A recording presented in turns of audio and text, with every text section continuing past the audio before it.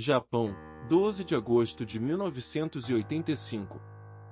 No fim de uma tarde de verão, um Boeing 747 da Japan Airlines deixa Haneda rumo a Osaka.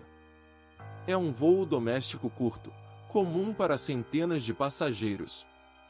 O número do voo é 123. A bordo, estão 524 pessoas.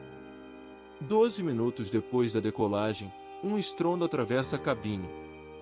E, em segundos, o avião perde uma parte decisiva da cauda e todos os seus 4 sistemas hidráulicos. Ainda assim, ele continua no ar.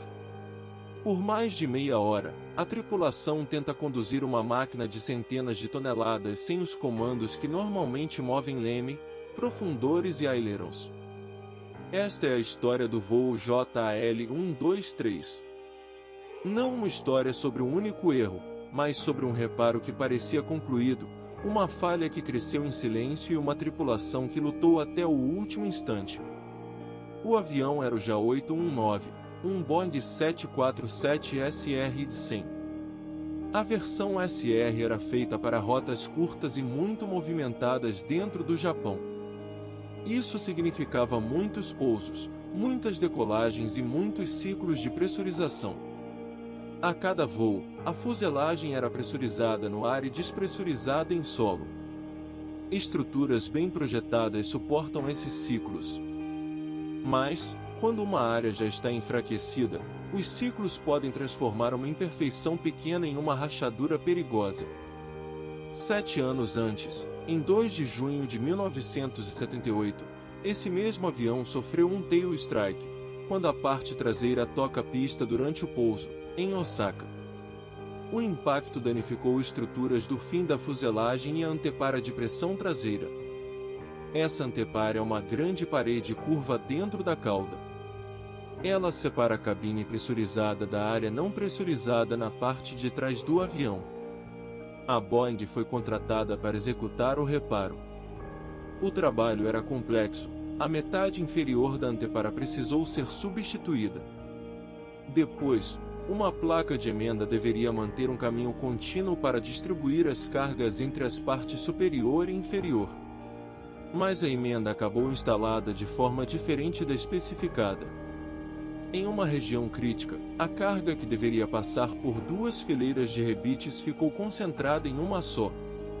Segundo a análise registrada pela FAA com base na investigação, aquela solução deixou o reparo com cerca de 70% da resistência que teria se a instrução tivesse sido seguida corretamente.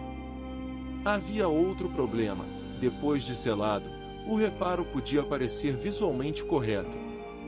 Por anos, rachaduras de fadiga começaram e avançaram junto à fileira que carregava uma carga maior do que deveria. Na tarde de 12 de agosto de 1985, nada indicava para os passageiros que o voo seria diferente. O JAL-123 decolou de Haneda às 18 horas e 12 minutos, com destino a Osaka e Tamin. A aeronave era operada em uma rota conhecida. Era o 5º voo daquele avião naquele dia. Às 18 horas, 24 minutos e 35 segundos, pouco antes de atingir 24.000 pés, veio o estrondo. O gravador de voz registrou o ruído, a vibração e a descompressão da cabine. A antepara traseira se rompeu. O ar pressurizado escapou violentamente para o compartimento traseiro não pressurizado. O que veio depois explica por que esse acidente se tornou tão importante para a engenharia aeronáutica. A pressão no compartimento traseiro aumentou além do que aquela área conseguia suportar. Partes da estrutura de apoio da cauda falharam. Grande parte do estabilizador vertical se separou. E, concentradas naquela mesma região estreita da fuselagem, estavam linhas dos 4 sistemas hidráulicos. Os 4 sistemas perderam fluido. Em aviões grandes, a redundância existe para que a falha de um sistema não elimine todos os comandos.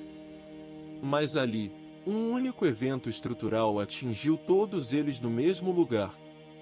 O avião ficou sem meios normais para mover as superfícies de controle. No cockpit, os pilotos passaram a enfrentar oscilações longitudinais e laterais intensas. Os termos técnicos são fugoide e dati-roll. Em linguagem simples, o avião começou a alternar subidas e descidas, guinadas e inclinações, como se estivesse preso em um movimento que a tripulação conseguia reduzir, mas não interromper. Ainda assim, eles encontraram uma ferramenta limitada: os motores. Ao variar a potência entre os lados, era possível influenciar levemente a direção. Ao mudar a potência total, era possível afetar atitude e altitude. Não era controle completo. Era tentativa, resposta, nova tentativa. Por cerca de 20 minutos, a tripulação conseguiu manter o avião próximo de 22.000 pés e 250 nós, enquanto buscava uma chance de retorno. É importante não transformar essa parte em ficção heroica. Os registros mostram uma aeronave gravemente danificada e uma tripulação tentando administrar uma condição que os procedimentos normais não previam. Eles continuaram comunicando-se, tentando entender as indicações e buscando controle pela potência. Cada decisão ocorria dentro de segundos, com um avião que já não obedecia como deveria. 29 minutos após a decolagem, o trem de pouso foi baixado. As oscilações aumentaram. Mais tarde, ao tentar usar flaps, a amplitude de rolagem se tornou ainda mais severa.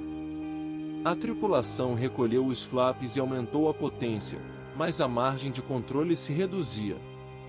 Às 18 horas e 56 minutos, cerca de 32 minutos após a descompressão, o JL-123 atingiu uma crista do Monte Uzutaka, na província de Guma. Das 524 pessoas a bordo, 520 morreram. 4 passageiras sobreviveram com ferimentos graves. Este continua sendo o acidente com maior número de mortes em uma única aeronave na história da aviação.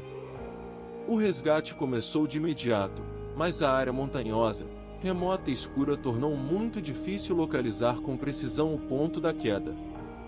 A equipe oficial de busca e resgate só chegou ao local na manhã seguinte. Esse detalhe deve ser tratado com cautela e respeito, não como uma especulação sobre possibilidades, mas como parte das duras limitações de uma operação noturna em terreno montanhoso. A investigação japonesa concluiu que a causa começou na ruptura da antepara de pressão traseira, enfraquecida por rachaduras de fadiga relacionadas ao reparo inadequado de 1978. A ruptura levou aos danos na fuselagem traseira, no estabilizador vertical e nas 4 linhas hidráulicas, resultando na perda das funções primárias de controle. O caso também revelou uma lição de projeto: sistemas que parecem independentes podem compartilhar uma vulnerabilidade física. Os 4 circuitos hidráulicos eram separados no funcionamento, mas suas linhas passavam próximas da cauda. A segurança não depende apenas de redundância no papel, depende de proteger essa redundância contra um mesmo evento. Depois do acidente, inspeções e modificações foram exigidas para os Boeing 747. Houve reforços na antepara traseira, revisões de inspeção e medidas para proteger a estrutura da cauda e os sistemas hidráulicos. Não foi um ajuste cosmético. Foi uma mudança na forma de pensar a resistência a danos e os perigos de falhas que atingem vários sistemas ao mesmo tempo. A Japan Airlines mantém hoje um centro de promoção da segurança que preserva, entre outros itens, partes da antepara traseira e materiais do acidente.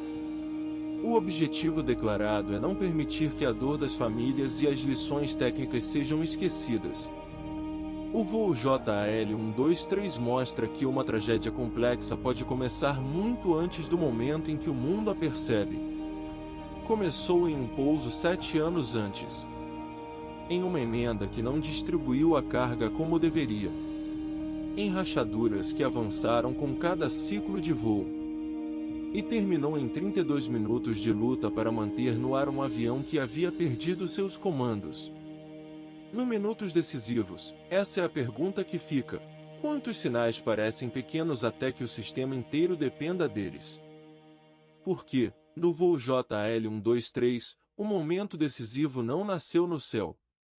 Ele foi construído, em silêncio, durante anos.